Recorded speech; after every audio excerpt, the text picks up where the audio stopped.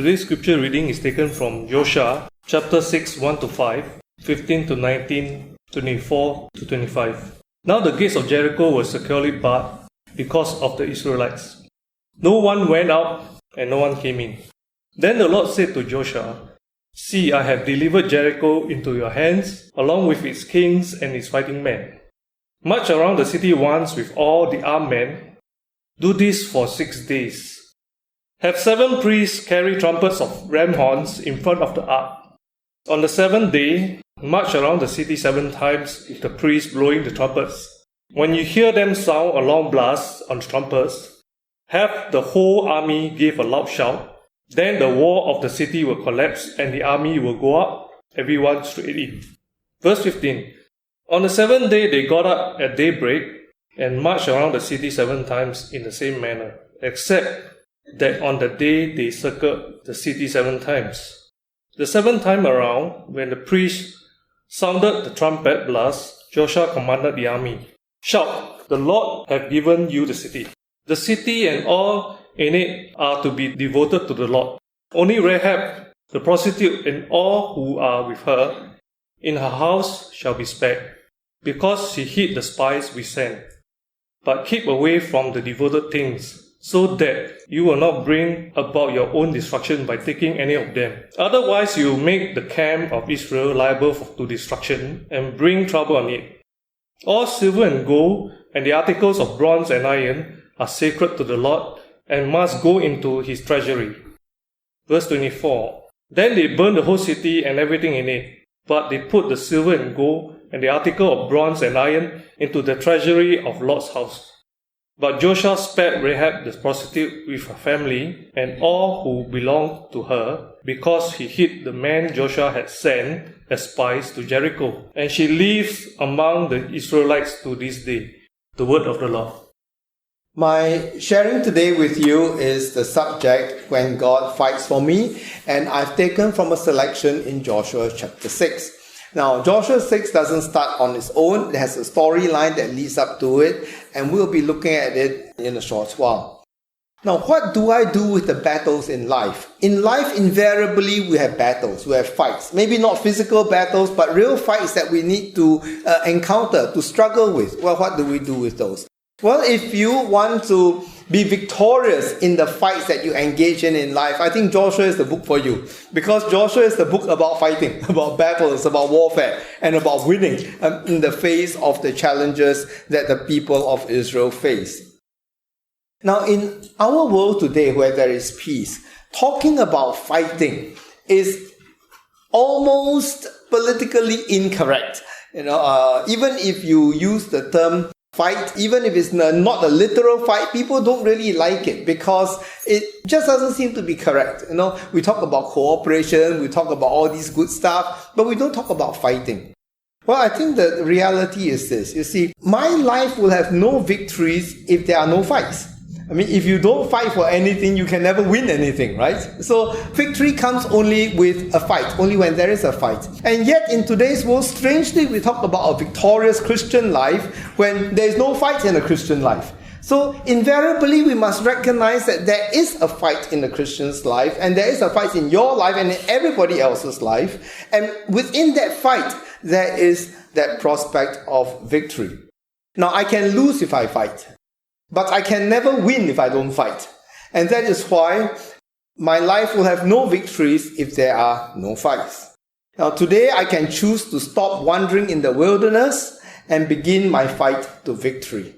See, last week we were talking about the wilderness wandering. And so sometimes we seem to think that our lives are divided between the choices of the 2 years or the 38. For those of you who were not around last week, what we were talking about was this, that Israel wandered in the wilderness for 40 years. The first 2 years was intended by God. They were making the way there, they were being toughened, they were being seasoned, they were being prepared to take the promised land. But because they didn't want to go in, God says, okay, since you don't want to go in, you wander another 38 more years. And so, of course, the question that comes up during the week, and it's a good question, and nothing wrong with the question, is, am I in the 2 years or am I in the 38 years? Well, I hope you are not in the 38 years, maybe in the 2 years, but you don't even have to stay in the wilderness. Because the point is that the people of Israel went on into the promised land in victory and to conquer. And so that is my hope for you today, that you do not dwell in the wilderness, but if you are going through the wilderness experience in your life, there are some lessons for us. But today I hope that your life would enter into a time of victory, as Joshua and the children of Israel did. Now, as we go into this book of Joshua, there will be one question that pops up into your mind and into the minds of other people. Many people have asked this question, and justly so. It's a good question, it's a fair question, and that is, how can God command the people, his children, to kill everybody in the city, to commit genocide almost? And isn't it wrong? Isn't it morally wrong to be engaged in war like that? What is the morality involved in all these? Now, I was actually thinking that I can put that into the sermon, but I realized it's too big a subject. I cannot put it into the sermon. And so instead, I've started writing on it. It's not ready yet, but it should be ready maybe next week or the week after. It's a full, longish article. And if that is a subject that is of concern to you, then look out for it, and you'll be getting it on your phone through your WhatsApp messages. Okay, so look out for that on the write-up on the morality of the wars of Israel. All right? Okay, the first half of the story for today is what happened. Okay, the first part of the story begins with Joshua chapter 1. In Joshua chapter 1, we are told that Moses died and Joshua took over. So that was simple enough. We have talked about that and we will not be detained here. In Joshua chapter 2, we have the story of Joshua sending out 2 spies. You see, they were about to enter the promised land. And so he sent out 2 spies to spy out the land. And this is what we are told in the text. Joshua 2:1. Then Joshua, son of Nun, secretly sent 2 spies from Shittim. Go look over the land, he said, especially Jericho, because that was a fortress, that was a city that would stop Israel from moving forward. So they went and entered the house of a prostitute named Rahab and stayed there. Now, when they got into the city of Jericho, where are they going to stay? You see, how big was Jericho? We need to get some perspective. How many of you know approximately how big 1 acre is? Anyone? One person knows. Everybody has gone metric, so nobody knows how big 1 acre is. Well, if I'm not mistaken, the football field is approximately 1 acre. Maybe a bit smaller, maybe a bit bigger. It's 44,000 square feet. Or is it 42,000? Well, something like that. 40 over 1,000 square feet. Okay, that's about 1 acre. So imagine 1 football field as 1 acre. And the size of Jericho is approximately 6 to 8 football fields. So let's say 8. So it's easier for us to think in our mind, right? So you think of a football field and you join 8 football fields together. Okay, that is the size of Jericho. So it's not very big. I mean, Singapore is much bigger than the city of Jericho. It takes approximately 30 minutes to walk around a city like that. So that is the size of Jericho. Now, given the smallish size of that city, everybody should know everybody, or almost. I mean, of course, they don't literally know everybody, but everybody knows where the blacksmith is, where the silversmith is. Everybody knows where the tailor is, where the tent maker is. Everybody also knows where the prostitute is. So, these 2 spies went in there. Now, where are they going to go? Well, they must have a cover story. Why are you here? Why are you in this city? The minute you walk in, people know you're a stranger. So the excuse is that they are going to visit a prostitute. Okay, so that was their cover story. So they went to see the prostitute by the name of Rahab. And so that was the cover story that they had. Then when they were there, they struck a deal with Rahab. And Rahab hid them. The soldiers came to look for them. Rahab hid them, sent the soldiers in the wrong direction and let them out of the window of a house that was beside the city wall. And so that was what happened. So the deal that they had was this, that she's going to rescue them and let them go. But when the people of Israel take the city of Jericho, they would spare her and the family. Okay, so that was the deal that they had. Okay, so that was the story of the 2 spies found in Joshua chapter 2. And then in Joshua chapter 3, verse 1 to 5:1, we have the crossing of the river Jordan. The entire nation of Israel crossed the river Jordan in order to get into the promised land. Israel at that time was encamped in this place called the Transjordan. Transjordan meaning that it is the east of Jordan. Now, I know many of you are not familiar with north and east and south and west, but if you are looking at the map on the north orientation like most people do, the east of Jordan will be on the right hand side. Okay? The west will be on the left hand side. Here you see they were at this place and they were going to cross the river over here. It's not very far north of the Dead Sea. This is the Dead Sea. It's not very far north of the Dead Sea. They were going to cross and then they were going to attack Jericho over there.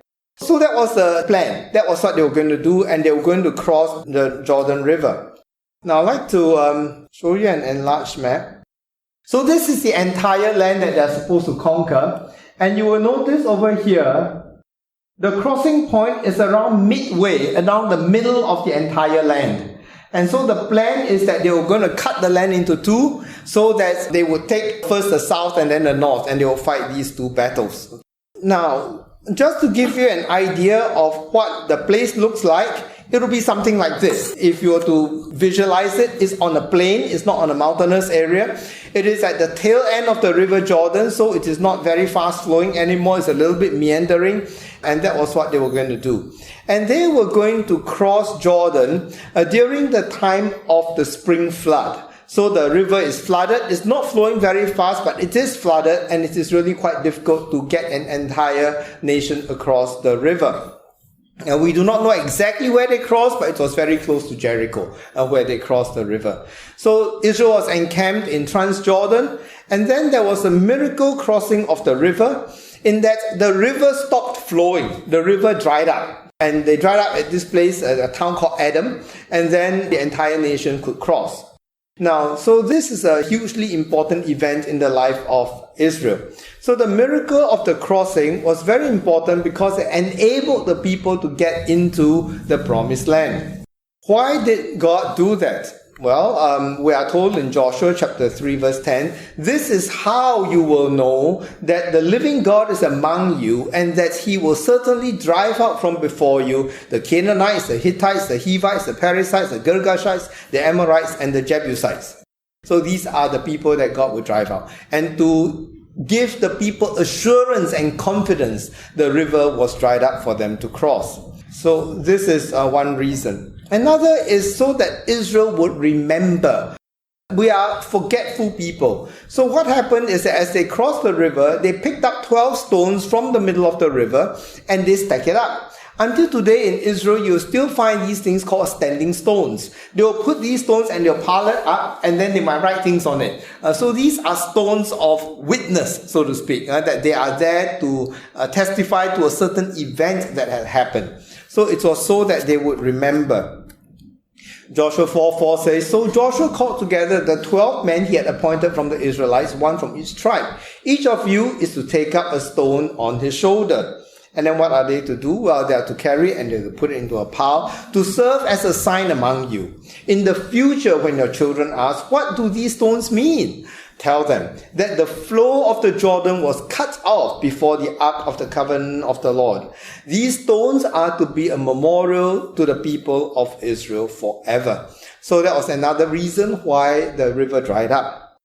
Another reason was so that Joshua would be accepted as the leader, that people would know that Joshua was God's appointed leader. We find this in 4:14. That day the Lord exalted Joshua in the sight of all Israel, and they stood in awe of him all the days of his life, just as they had stood in awe of Moses. The fifth reason that we are given is that so that the kings of Transjordan and Cisjordan, both sides of the river, would be filled with fear, and then the fight would become easier. Now, we see this in chapter 5 verse 1. Now, when all the Amorite kings west of the Jordan, that is Transjordan, and all the Canaanites along the coast heard how the Lord had dried up the Jordan before the Israelites until they had crossed over, their hearts melted in fear, and they no longer had the courage to face the Israelites. You do not typically hear the word Cisjordan because they typically describe it as along the coast, meaning the coast of the Mediterranean Sea, but it's the same thing. So that was the second thing that we need to note in the flow of the story. The next thing we need to note was the event of the circumcision and the Passover. And that brings us to Joshua chapter 5, verse 2 to 12. This was about the time of spring and March. It was the time where they are supposed to be celebrating the Passover, and that was what they did. They celebrated the Passover after they had crossed the river. Then the next thing to note is that they were supposed to be circumcised, because the nation that left Egypt was not circumcised. It was probably disobedience through inertia, It wasn't part of their custom yet, so the whole nation was not circumcised, so they were supposed to be circumcised. And then they would be able to conquer the land. Another interesting that happened is that when they ate that Passover, in this particular incident, the manna stopped. God had been supplying manna for 40 years. The manna came down from heaven, and then that was the point in time when manna stopped falling from heaven. Then this brings us to our main story today, called the Fall of Jericho. Now, it's a very important event, the Fall of Jericho. Well, Joshua encounters a man with a drawn sword. As he was preparing to fight, he saw a man with a drawn sword. And this is what we are told.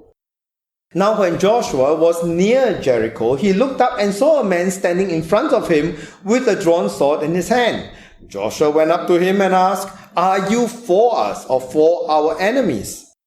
"Neither," he replied, "but as commander of the army of the Lord, I have now come." So I'm not for you, I'm not against you, I'm the commander of God's army. Then Joshua fell face down to the ground in reverence and asked him, "What message does my Lord have for his servant?" The commander of the Lord's army replied, "Take off your sandals, for the place where you are standing is holy." So Joshua did so. You see, then after that, Joshua got instructions on what to do to conquer the city of Jericho. Now, the city of Jericho may not be very big, but it was a very well-defended city. It was a double-walled city. Now, this is not very common. Most cities would have only one wall around it, but it was double-walled. On the way here to church, you may have noticed that when you pass all these airfields and Air Force installations, there are double fences. If you go by Changi Prison, you'll see the same thing. There are double fences. Double fences make a place especially secure. You may say, well, it's just two fences, what's the big deal? You can cut through both of them. But when there are two fences, it stops the second party from breaching the first one, because then, people will notice that you have broken the first one, right? So double fences make something extremely secure. And Jericho was one of the very few cities in the ancient days that had double walls.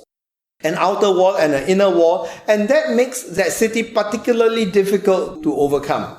Now, Joshua was told that they are to conquer the city by marching around it once a day for 6 days, and then on the 7th day, they are to march around it, and then they are to shout and to yell at the top of their voices, and then the walls will collapse. Now, when we hear that they are not supposed to make noise when they are to walk around, it doesn't mean that they really cannot talk. Everybody must keep quiet. Sometimes we seem to take everything too literally. Well, what happens when people are about to fight is that they always jeer their enemies, right? So if you were to be walking around, you might be jeering at them, taking stones and throwing at the people in the city. The people in the city might be yelling at them. So that would be the normal thing. But instead, they are told, just don't say anything. Don't pick out a fight, don't do anything, just march around it. And then on the 7th day, however, you have to give a loud shout, the trumpets will blow, and then the walls will collapse. And then when you take the city, you are not allowed to take anything for yourself. Everything is to be either burned or put into the treasury of the Lord. So the gold, the silver, the bronze, the iron, metals were very valuable then. And I don't know whether you're aware of it, but iron was considered extremely valuable because it was hard. And what a hard metal can do is it can be used as a weapon of warfare. So iron was actually very rare during this early time. So all these things are to go to the house of the Lord. Then there was one soldier by the name of Achan. He stole some things that he was not supposed to take, and then he hid it. And then that sets the story for the following chapters. And when the city was taken, we are told that Rahab was saved. Okay, they actively sought out Rahab, and she was not killed. Okay, so now we observe the fights, the different fights within this story. The first fight is, of course, Joshua's fight. What was his struggle all about? First of all, there is the fight against being compared to Moses. People like to compare people, right? You cannot help it. When Mr. Lee Kuan Yew was Prime Minister, I still remember people compared him to another politician. They said, he doesn't speak as well as Lee Siew Chow. Lee Siew Chow was actually a better speaker. Then he became Prime Minister, so people forget all about Lee Siew Chow. Then, when Goh Chok Tong became Prime Minister, people say, Goh Chok Tong not like LKY. LKY better, more brilliant, more smart. Goh Chok Tong isn't dumb either, but we just like to compare. And then, for better or for worse, and after Goh Chok Tong became Prime Minister and then was Lee Hsien Loong, then people say, they are different. And he's also different from his father. Of course he's different. Then of course now the next Prime Minister to be, they say, this guy very quiet, different from all the other ones. So we will just compare. That is just part of our habit of doing things.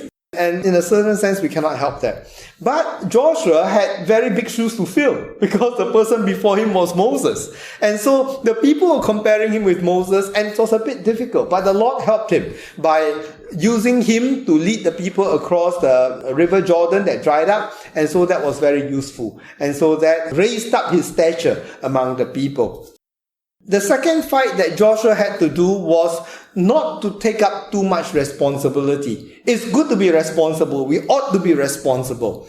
But Joshua was reminded by that messenger with the sword drawn in his hand that this is the Lord's battle. I'm not for you. I'm not against you. You have to align with me. So even when you go to war, it's not about you. It is not your war. It is not your fight. It's my fight. Okay, so you are an agent. That's it. Don't make yourself the owner of these battles that are about to come. They are not your battles. You can limit your responsibility.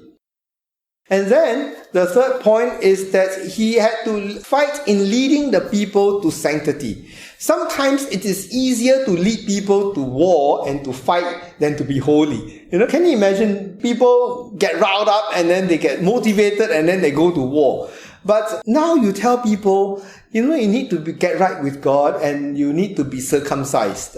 Circumcised is a painful thing. And so people don't want to be circumcised. In fact, in the New Testament times, the God-fearers in the book of Acts were exactly these people. They were Gentiles, non-Jews, who believed in the God of Israel, who were attending synagogues, but they were not circumcised because of this aversion to it. Well, to persuade the whole nation to circumcise is also not an easy thing.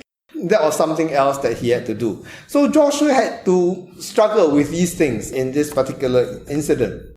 Now the two spies, they also had certain things to struggle with. The first thing I believe they had to struggle with was fear. When spies are caught, and what do they do to spies that are caught? Anybody? They kill them. That's right. They kill them. In the ancient world, there wasn't even such a thing as sending them back as double spies and all that kind of thing. They are simply going to be killed. That's all. Okay, they are going to be killed. So, when you do something that is dangerous, you cannot help but feel fear within your hearts. And so I'm sure they had to deal with this issue of fear, of internal fight that they had. They had to fight against lust. Even though it was a cover story for them to go to Rahab's place, what is it going to be like? Let's just frame this out a little bit, okay?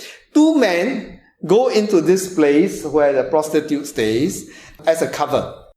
Fine. A cover for the outside world. But to the prostitute, what are they going to say? Well, if I want to make this cover real, then I'll engage your services, right? But that's not what they did. What did they do? We are not told very much about it in the Old Testament, but in the Jewish tradition, which is reflected in James chapter 2 verse 25, we're actually told what happened. In the NIV it says, in the same way was not even Rahab the prostitute considered righteous for what she did when she gave lodging to the spies and sent them off in a different direction. Okay, so this is a summary of what happened in the Old Testament. Now, in some translations, they do a more literal rendering. For example, the ESV or the NLT will say something like this. Rahab the prostitute is another example. She was shown to be right with God by her actions when she hid those messengers and sent them safely away by a different road. So if you were to look up the Greek, it actually says messengers. NIV, I think, translates it as spies so that we understand what we are talking about, that you are talking about those two spies. But in the tradition of that time, that these spies, what they did when they entered Rahab's house was to give Rahab a message. They were messengers of God. And so that was why Rahab was willing to hide them. Okay, now the whole story makes sense. So they went in there, instead of using her as other men would, they came to her with a message of hope, with a message of redemption, with a message of salvation, of deliverance. And she heard that message, and it was a good message, and she received the God of Abraham, Isaac, and Jacob. So they were messengers. They were not only spies, but they were also messengers. Okay, and I think this is something very important for us to note, that there is actually no context in which we cannot be messengers for the good news of Jesus Christ. Now, the third thing that they had to fight was against faithlessness. It is very easy to forget the people who have helped us, but they did not. So when the battle progressed, they actually went and looked out for Rahab. They were told that out of this window there will be this red or crimson cord hanging out. Well, do not attack this household, leave them alone, and in fact you have to protect them. But when they attacked the city, it wasn't just like, okay, I tell all of you and let's hope nothing else happens. But Joshua also gave very specific instructions to these spies that they are to go and search out Rahab and protect her and deliver her. And they did, and they rescued Rahab. So there was no faithlessness on their part. You know, to be faithless doesn't mean not having faith, but to be faithless means not to be true to your promise. Okay, so they were true to their promises. Rahab. Well, Rahab had the fight of allegiance. Well, some people might call her a traitor. That, you know, this woman is a traitor. She betrayed her own people and all that. But what she did was that she chose to change her allegiance. That is, instead of worshipping the gods of her forefathers, instead of being loyal to the city of Jericho that chooses to oppose God, she decided to change her allegiance. And it was, I'm sure, a very difficult decision for her to do. It wasn't something easy, but it was something that she did because of the reality of who God was. She knew what God was. You know, the story about them leaving Egypt, and then more recently, the crossing of the Red Sea, the manna that they had been eating. You know, all these miracles surrounding God's people, Israel. So she understood that there was a reality far greater than her own city. Why? Because in that city, people were denying reality. They were thinking they can oppose God. They were thinking that they can put up against God. They were thinking that they were able to resist God, and Rahab took the better way. She accepted it, and then she changed her allegiance. Now, you know, many times we ask a question like, what does it mean for a person to be a believer, to be a Christian? I'm sure if you were to ask Rahab questions about theology, she wouldn't be able to answer you. And sometimes we minister to people who are quite sick in hospital, and we don't ask them long questions and tell them long stories, but there's just one thing. There's just only one thing really that counts, and it is found in the story of Rahab. It's a change of allegiance. It's saying that I'm no longer worshipping these gods, I'm going to worship the one true God. And that's all it takes. That's all it takes. This real change of allegiance is all it takes for a person to become a child of God. While it is all it takes, it took everything that Rahab had. She put everything at risk by making that decision. You know, sometimes the poor, the alienated, the disenfranchised, the people who have nothing to lose are the first people who come to Jesus. You see, who are the people who came to Jesus? It wasn't the religious teachers, it wasn't the rich, it wasn't the intelligentsia, it was the poor, it was the destitute, it was the sinners, the publicans, and the prostitutes who first came to Jesus. And why so? Well, because they have nothing to lose. They have nothing to lose. I've got nothing to lose except all this past that I don't want to remember anyway. You know, I want a new life. Now, when a person is well-to-do and all that, it's very hard for a person to become a believer. In fact, you know, it is much harder to reach out to a wealthy person than it is to reach out to a poor person. So I was particularly touched when, you know, I discovered that, I will not name his name here, but there was this guy in Singapore who is the largest real estate owner of Singapore beside HDB. After HDB, he's number 2. And this guy became a Christian in his old age. And to me that was amazing. That a person who has got everything, who has got every reason to be secure, comes before God and says, I'm a sinner. And I need to receive Christ. And so this is something that is truly remarkable. So we reach out to all. We reach out to everybody who is at the lowest rank of society or those who are in the highest, echelon of society. It doesn't matter. Everybody needs. But the tendency is that people who are at the lower end tend to respond more easily. But that doesn't mean we don't reach out to the other end of society. Our call to love extends to the entire spectrum. So Rahab had a change of allegiance, and that was what she had to fight against. Then the people of Jericho also had a fight. You see, they were fighting against God. They didn't realize that. They thought they were fighting Israel, but they're actually fighting against God. And they forget that there's another response that is possible. That's Rahab's response. They could simply abandon the city and walk away, but they did not. They chose to stay and to fight. This was a useless fight, as Jesus Christ later explains in the New Testament. That's when the kingdom of God is advancing, the gates of hell shall not prevail against it. Every stronghold will fall. And that was what Jericho was fighting over. You see, they fought by locking people out. Sometimes I think it's quite amazing, right? God providentially puts everything together. If you read this passage that, they lock themselves in, we don't seem to get a clear picture of it. But now with this Wuhan virus going on, we find that the city of Wuhan is on lockdown. And in some ways, Jericho was like that, but even worse. Same way, I don't know which is worse. But nobody was going in, nobody was coming out. There was a big wall around the city. In Wuhan, it was a lockdown. This is a lockout. Okay, they were trying to lock everybody out. Okay, they were trying to lock everybody out, and that was the way that they were going to fight, by locking everybody out. Now, the double wall of Jericho will give them security ordinarily, but it doesn't happen. You see, in today's world, many times there is a double wall of security for so many people. You know what is called secularism?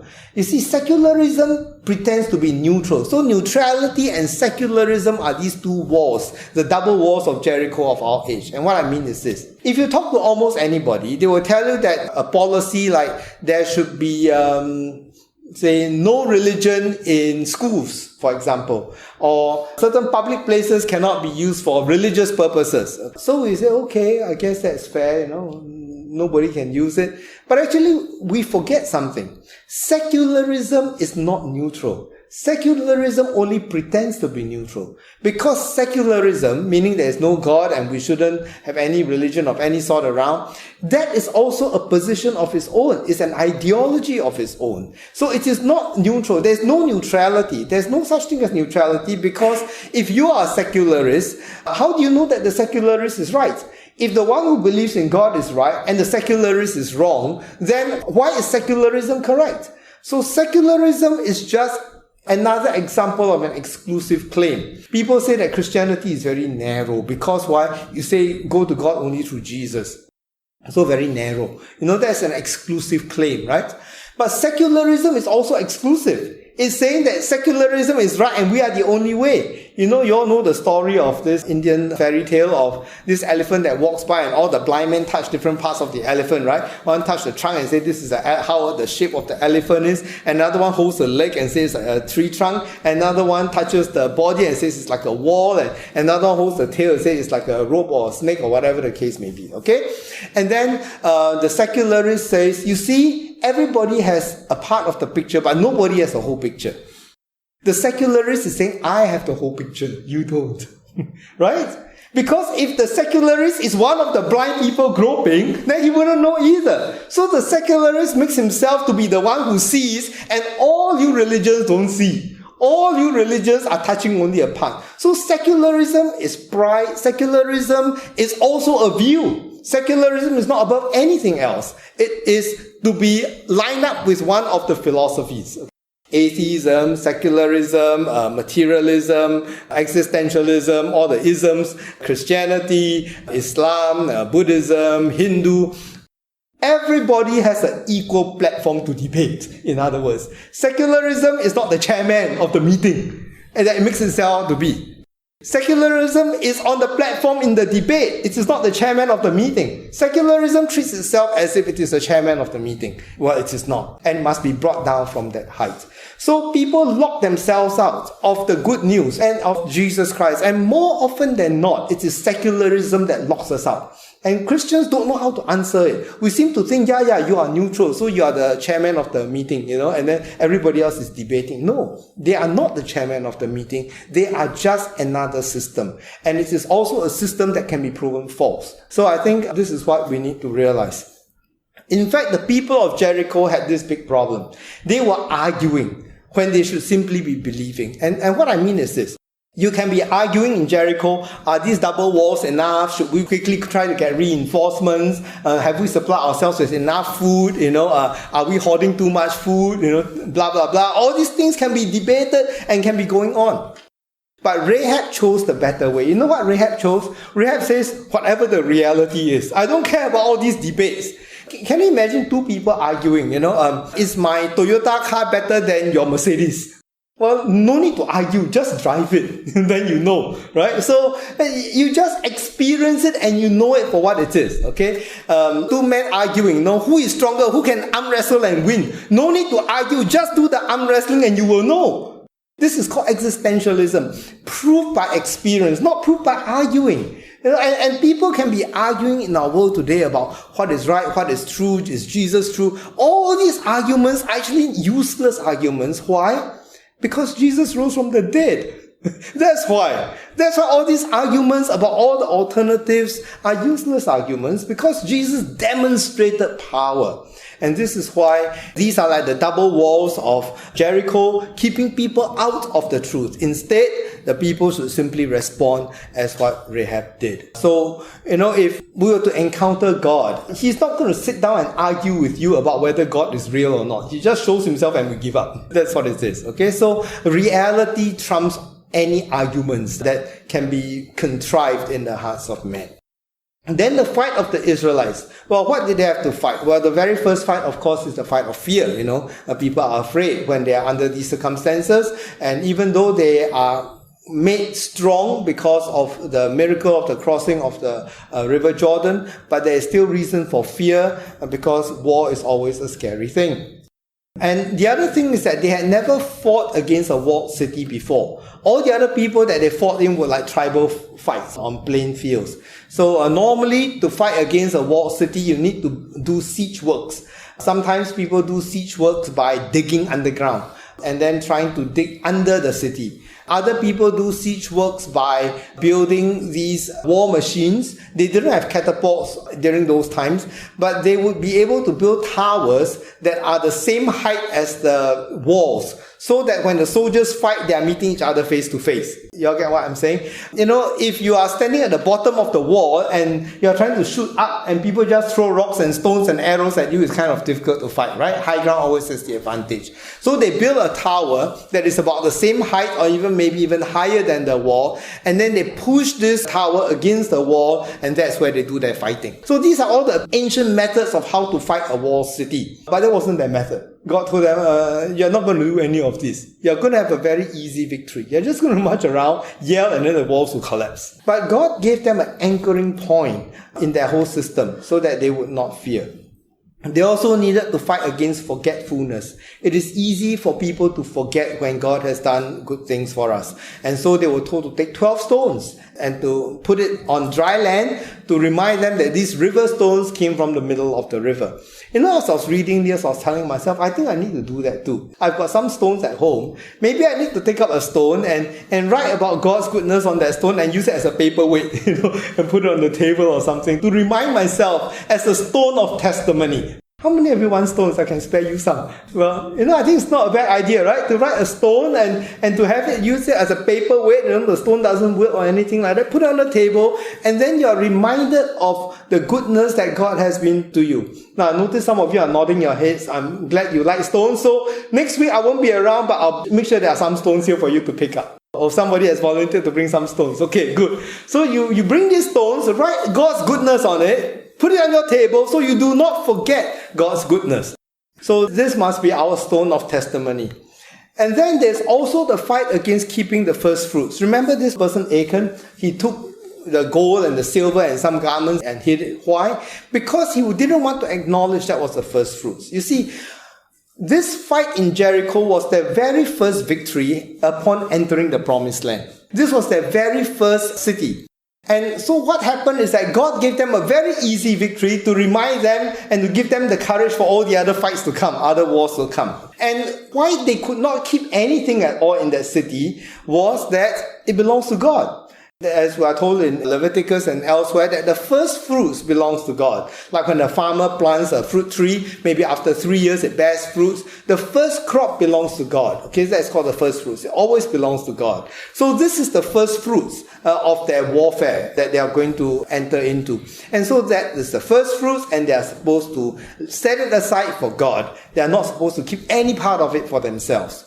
Now, this is an easy victory. This is an easy victory for them. And in some ways, this is a reflection of our lives. See, we don't really find this explicitly stated in Scripture, but I think it is very true in many people's lives, and you may have experienced it too. And what I'm saying is this. When you first became a Christian, it seems that everything is so easy, so wonderful to be a Christian. I pray and God answers. Oh, fantastic. God is real. I pray for this other prayer and God again answers. Oh, it's real, wonderful. And I pray and again it's real. And then guess what? As life goes on, it becomes tougher and tougher. There seems to be this easy victory at the beginning. And then after that, the victories get harder and harder. And because God needs to toughen us up, but He gives us an easy victory to encourage us so that we can have His reality affirmed within our hearts and that we can go forth in the rest of the fights in life with greater confidence. But make no mistake about it, that our lives are filled with fights. And the promises, the goodness that He has shown to us at the very initial part of our faith is like the fall of the city of Jericho. It is to encourage us, to strengthen us, to take away our fears so that we'll be able to handle the next fight with greater confidence and greater strength. So what is our fight today? Well, today we are not told to fight battles anymore. So people who are mistaken, like the European Christians in the Crusades, they went up, fighting everybody and in the name of God. Well, that is not our fight.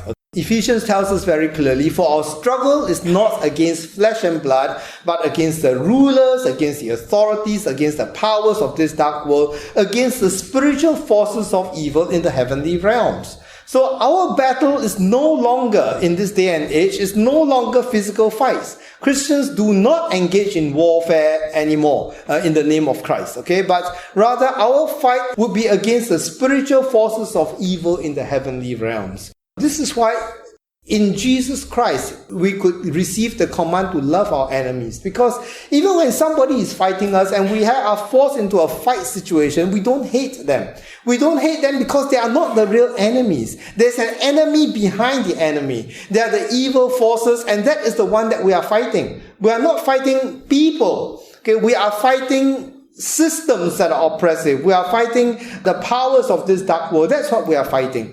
And so we must make that dissociation. That even where there is a physical fight, there is never a hatred against the people whom we are engaged. Because that is not the nature of our struggle, or the nature of our struggle is not against flesh and blood, but against the rulers, authorities, powers of the dark world, and against spiritual forces in the heavenly realm. That is the content of the fight. But how do we fight?